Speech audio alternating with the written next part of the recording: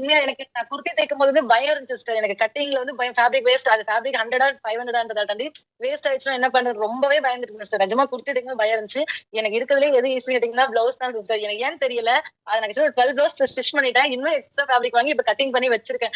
நீங்க அந்த tailoring measurement சொல்லிட்டு போட்டீங்க இல்லையா? அதுவும் நம்ம அளவு எடுத்து ஸ்டிச் பண்ணணும். அதுவும் நமக்கு தெரியணும்னு சொல்லிட்டு எனக்கு பிளவுஸ் அது அவ்வளவு ஈஸியா இருந்துச்சு சிஸ்டர். நிஜமாவே ஃபர்ஸ்ட் டைம் மட்டும் தான் கொஞ்சம் நானா ஒண்ணு அளவு எடுத்தது மட்டும் தான் மிஸ்டேக்கே தவிர நீங்க அனுப்புனதை வச்சு எந்த மிஸ்டேக்குமே பண்ணல சிஸ்டர். நிஜமாவே அது ரொம்ப நல்லா இருந்துச்சு. நான் எல்லா பிளவுஸும் வீட்டுல போட்டு காமிச்சுக்கும் போது சொன்னேன் சிஸ்டர், நிஜமா நீ ஒரு ஆர்டிஸ்ட் ஆயிட்டேன்னு சொல்லிட்டு அதோட ஃபீட்பேக் ரொம்ப நல்லா இருந்துச்சு சிஸ்டர். நிஜமாவே நம்மளும் இந்த அளவுக்கு பண்ண முடியுமான்றது ஒரு ஒரு பயங்கர கான்பிடன்ஸ் சிஸ்டர். உண்மையா சொல்லலாம் ஃபர்ஸ்ட் எடுத்து கட் பண்ணும்போது பயமா இருக்கும். நமக்கு ஒரு கான்பிடன்ட் இருக்கு. இப்ப கண்ணை மூடிட்டு நம்ம செய்யற அளவுக்கு இருக்கு சிஸ்டர். அந்த அளவுக்கு கான்பிடன்ட் வந்துச்சு. பயங்கர முடியும்.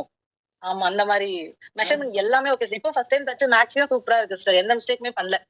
ஓவரால் எல்லாமே ஓகே. நான் போட்டோ சென்ட் பண்றேன் சிஸ்டர் நானு. அதான் இப்போ நம்ம தேங்க்யூ சிஸ்டர். இல்ல நம்ம தைக்கிறது நமக்கே கூட ஒரு அளவு ஓகே அப்படின்ற மாதிரி இருக்கும் மேம். ஆனா அடுத்தவங்கள்ட்ட இருந்து வர்ற கிரெடிட் வந்துட்டு அது கரெக்டா இருந்தா தானே. அதே பிரின்சஸ் கட் பேக் பட்டன் வந்துட்டு ஒரு பொண்ணுக்கு கிரீன் கலர் உங்களுக்கு சென்ட் பண்ணிருந்தீங்களா மேம் பிக்பெல்ட்டோட? அந்த அந்த பிரின்சஸ் கட் அந்த பொண்ணுக்கு அக்கா பர்ஃபெக்ட்டா இருக்கு. எனக்கே அப்படியே எனக்கு போட்டு விட்டு ஸ்டிச் பண்ண மாதிரி இருக்கு. பிளவுஸ் கரெக்டா இருக்கு அப்படின்னு யார்ட்டையும் வாங்குறதுனாலும் ஒரு ஹோப்ஃபுல்லா வாங்குறோம். சரி நம்ம பண்ணி